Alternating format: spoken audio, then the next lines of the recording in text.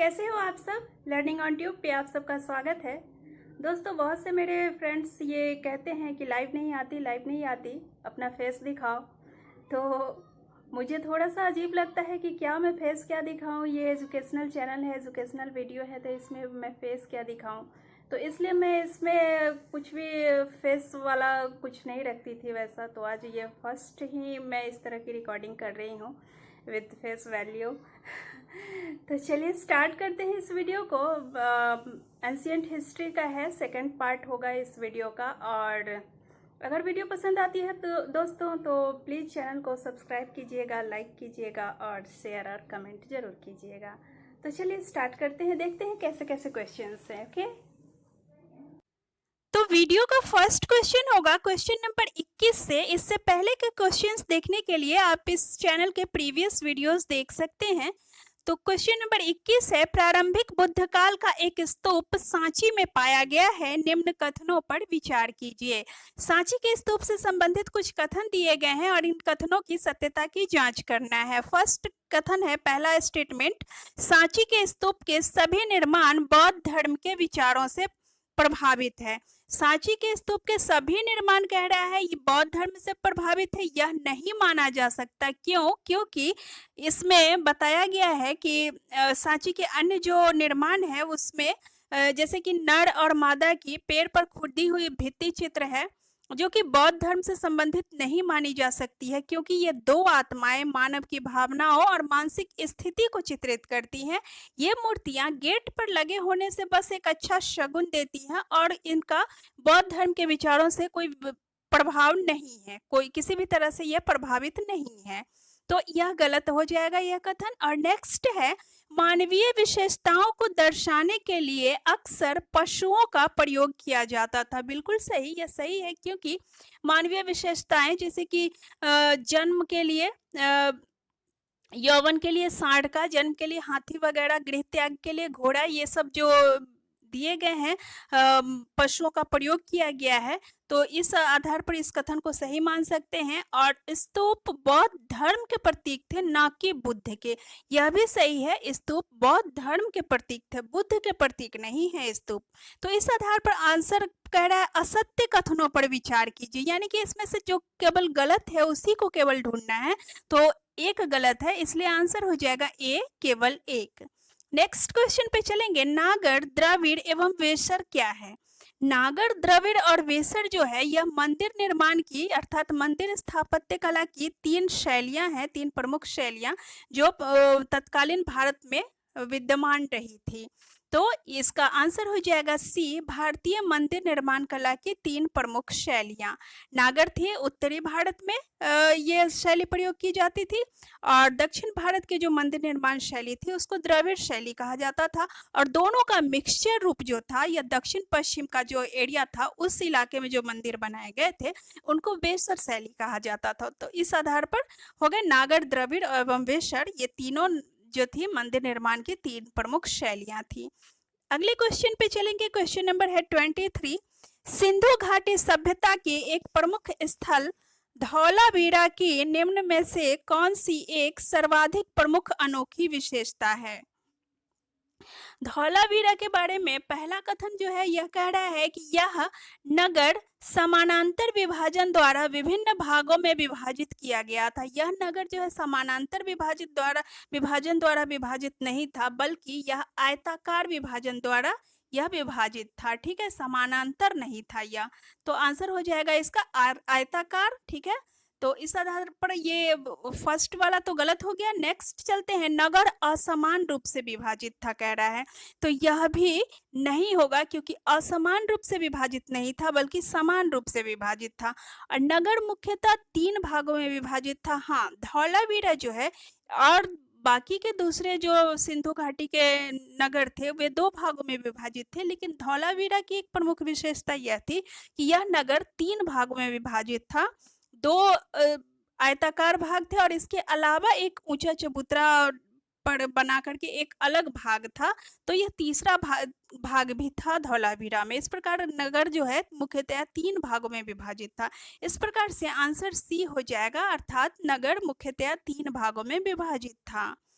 Next question है, निम्न कथनों पर विचार कीजिए। कुषाण वंश का संस्थापक कुजुल कडफिसस था। ठीक है, कुजुल कडफिसस था, यह सही है। और नेक्स्ट है, कनिष्क ने केवल बौद्ध धर्म को संरक्षण दिया। यह नहीं माना जा सकता। कनिष्क जो है वह धार्मिक रूप से सहिष्णु था और वह अन्य धर्मों को भी संरक्षण दिया करता था। तो यह कथन गलत हो जाएगा कि बौद्ध धर्म को ही केवल उसने संरक्षण दिया था। तो आंसर हो जाएगा केवल एक, अर्थात बी। नेक्स्ट क्वेश्चन, निम्न में से कौन से कथन सत्य है? तो प्रथम कथन कह रहा है चंद्रगुप्त प्रथम स्वयं को लिच्छवी दौहित्र कहता था। चंद्रगुप्त प्रथम स्वयं को लिच्छवी दौहित्र कहता था। सबसे पहले मैं आपको लिच्छवी दौहित्र का अर्थ बता दूं। लिच्छवी तो हो गया, लिच्छवी गणराज्य से संबंधित है, और दौहित्र का अर्थ होता है नाती। ठीक है, तो लिच्छवी दौहित्र से यहाँ पर मतलब है कि चंद्रगुप्त प्रथम स्वयं को लिच्छवी दौहित्र कहता था। यह कथन जो है यह गलत हो जाएगा, क्योंकि लिच्छवी दौहित्र अपने आप को समुद्रगुप्त कहता था, न कि चंद्रगुप्त। ठीक है, चंद्रगुप्त नहीं कहता था, समुद्रगुप्त ने अपने आप को लिच्छवी दौहित्र बताया है। और दूसरा है, पाली ग्रंथों में बुद्ध को निगंधनाथ पुत्र कहा गया है। नहीं, निगंधनाथ पुत्र जो है यह महावीर स्वामी के लिए यह प्रयुक्त हुआ है, तो यह भी कथन गलत है। और निगंथ का एक अर्थ बौद्ध भिक्षु होता था, यह भी गलत है। निग्रंथ अथवा निगंथ का अर्थ होता है बंधनों से रहित, अर्थात बंधनों से मुक्त। यानी कि इसमें से कोई भी कथन सत्य नहीं है, तो आंसर हो जाएगा D. Next question, question number 26, निम्न कथनों पर विचार कीजिए। कालीबंगा सिंधु घाटी सभ्यता का एक महत्वपूर्ण स्थल है जहां धार्मिक स्नानागार और धार्मिक स्नानागार के अवशेष पाए गए हैं। यहाँ पे फर्स्ट कथन जो कह रहा है कालीबंगा सिंधु घाटी सभ्यता का एक महत्वपूर्ण स्थल है जहां धार्मिक स्नानागार के अवशेष पाए गए हैं, यह गलत होगा। धार्मिक स्नानागार का जो अवशेष है, जैसा कि आप भी जानते हैं, यह मोहनजोदड़ो में है, न कि कालीबंगा में पाया गया है। तो इस आधार पर यह गलत हो गया। और दूसरा है, बेलन घाटी में चावल की खेती के प्रमाण मिले हैं। तो चावल की खेती के प्रमाण बेलन घाटी में मिले हैं, इलाहाबाद यूपी में यह है बेलन घाटी।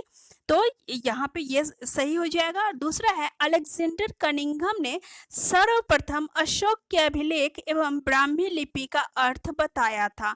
तो यह अलेक्जेंडर कनिंघम नहीं थे, ये हालांकि ये पुरातत्व विभाग के ये क्या कहते हैं उसको, हेड बना करके भेजे गए थे, ये ब्रिटिश थे। लेकिन इन्होंने इस लिपि का अर्थ नहीं बताया था, और ये थे जिन्होंने अशोक के अभिलेख को पढ़ा था, वह थे जेम्स प्रिंसेप। तो इस आधार पर तो ये भी गलत हो जाता है। 1 और 3 गलत है, 2 सही है। आंसर हो जाएगा डी, केवल 2। नेक्स्ट है क्वेश्चन नंबर 27, निम्न कथनों पर विचार कीजिए। पहला स्टेटमेंट, राजेंद्र प्रथम पहला चोल शासक था जिसने मालदीव पर अधिकार किया। मालदीव तक राजेंद्र प्रथम का शासन बना था। उसने दक्षिण में बहुत सारे राज्यों को जीता था और जो वो आगे बढ़ते हुए मालदीव तक पहुंच गया था। तो यह सही हो जाएगा। राजा चोल प्रथम ने दक्षिणी राज्यों को जीतकर चोल साम्राज्य की पुनः स्थापना की थी। राजेंद्र प्रथम के बाद के काल में फिर कुछ समय तक शांति रहती है, और उसके बाद जब उसका दूसरा उत्तराधिकारी होता है, उसका वंशज एक राजा चोल प्रथम जब होते हैं, तो फिर उसने राजेंद्र प्रथम वाली जो परंपरा थी उसको आगे बढ़ाते हुए दक्षिणी राज्यों को जीत करके पुनः चोल साम्राज्य की स्थापना की थी। तो यह भी सही है, यानी कि 1 और 2 दोनों सही है, यानी कि आंसर हो जाएगा सी। नेक्स्ट क्वेश्चन पे चलेंगे। क्वेश्चन नंबर है 28। क्वेश्चन नंबर 28 कह रहा है, सातवाहन वंश के संबंध में निम्न कथनों पर विचार कीजिए एवं असत्य कथनों का चयन कीजिए। पहला कह रहा है, सातवाहन वंश ने 5वीं शताब्दी ईसा पूर्व पूना से तटीय आंध्र प्रदेश तक राज्य किया। तो यह सही है, 5वीं शताब्दी ईसा पूर्व तक इनका राज्य था।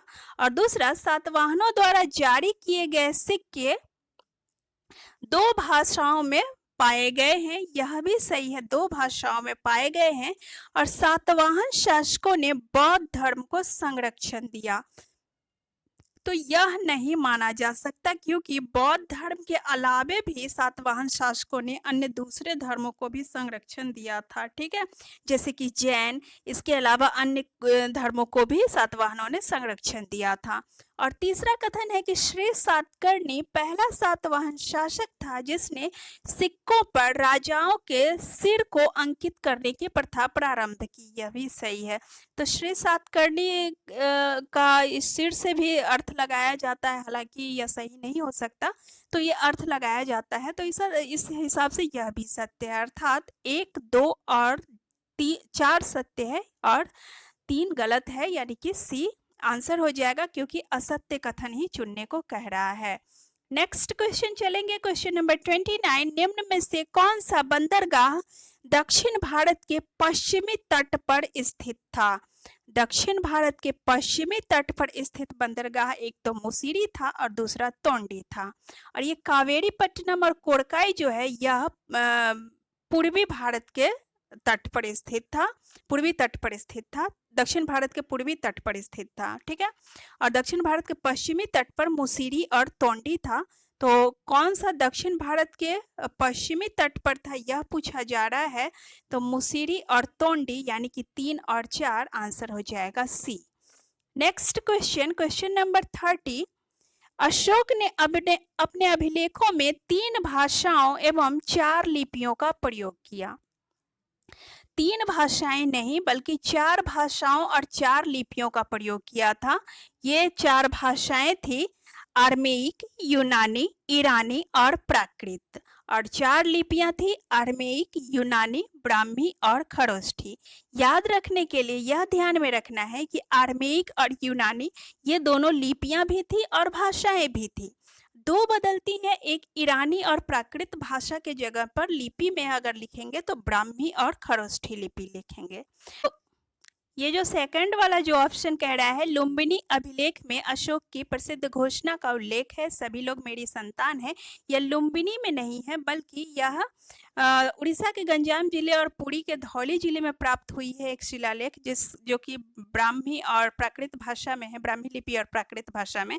इसमें कहा गया है कि सभी प्रजा मेरी संतान है, लेकिन लुम्बिनी में यह नहीं कहा गया है, तो यह गलत हो जाएगा।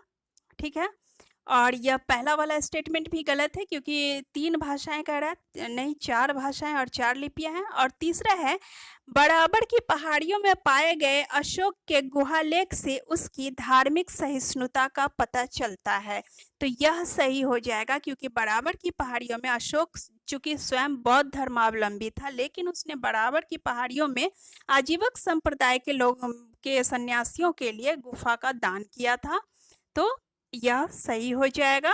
ठीक है, तो इस आधार पर केवल एक सही है, यानी कि केवल 3, तो आंसर हो जाएगा सी। तो दोस्तों, वीडियो समाप्त करने से पहले एक बार पुनः आपसे विदा लेना चाहूँगी। अगर वीडियो अच्छी लगी दोस्तों तो प्लीज़ इस चैनल पे सब्सक्राइब कीजिए, चैनल को लाइक कीजिए, शेयर कीजिए और अपने दोस्तों के साथ इस वीडियो को शेयर भी ज़रूर कीजिए। तो मिलते हैं आपसे एक नए वीडियो में, तब तक के लिए बाय बाय।